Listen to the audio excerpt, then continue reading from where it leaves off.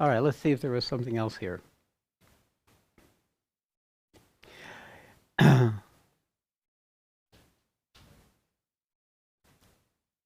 How do I know when it's merely causing pain, when it perhaps is painful but serving?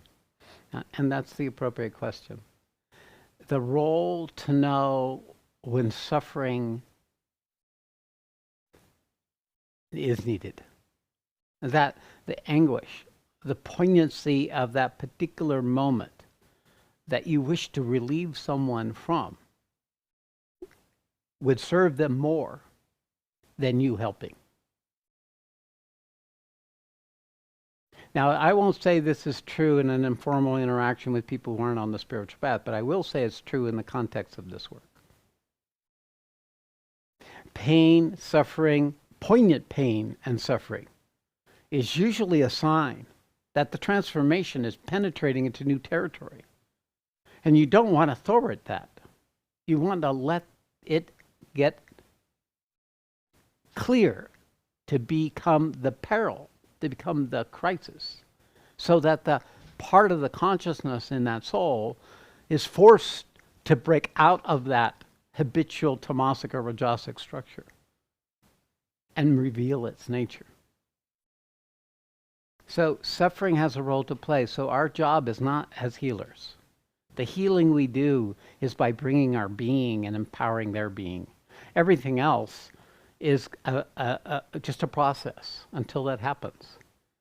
You're empowering some people to become their own healers, but you don't come healing by soothing the process. You become healed by getting to the root and breaking up, dissolving the structure that has created the pain in the first place.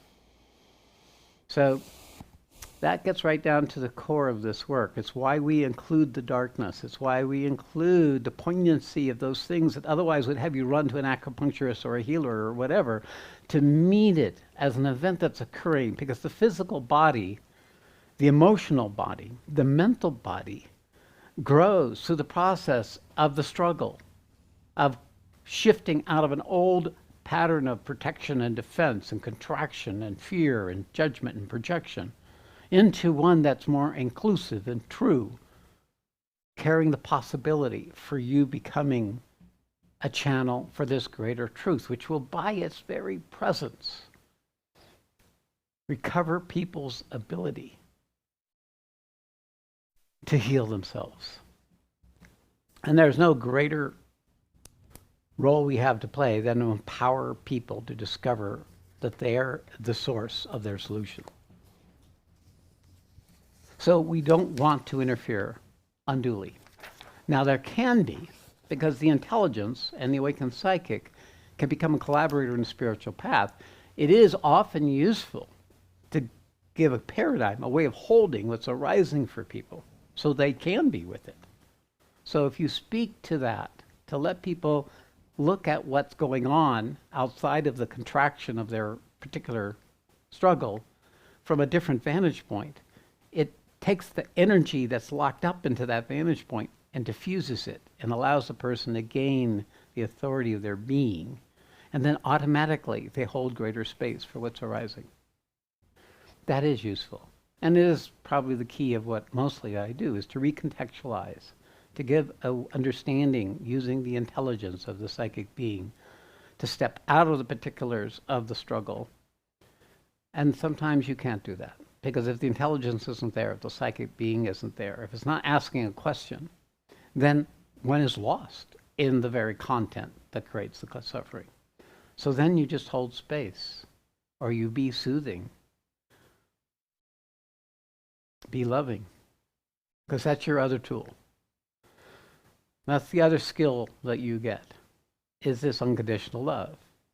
Just to hold space, to feeling what they feel their struggle, and just be with them. Much, much heals in that frame of consciousness. Let me see if there's anything else here.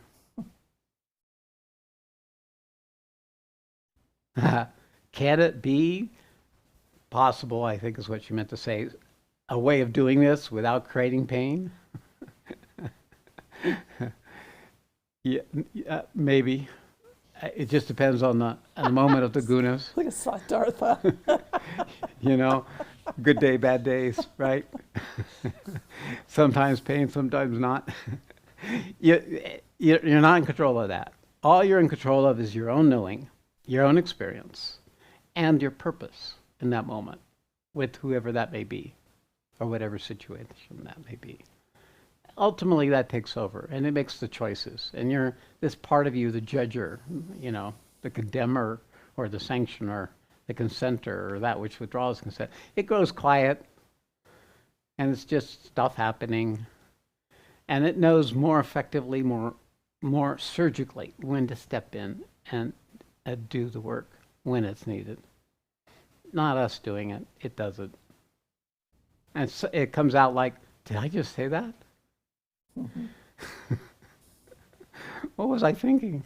Oh my God!" But that's the other part where we recriminate ourselves, where we second guess ourselves, where we come up afterwards where truth was actually able to speak. I can't tell you how many situations I've listened to in all the different groups where somebody just comes out with a startling truth and then beat themselves up for it.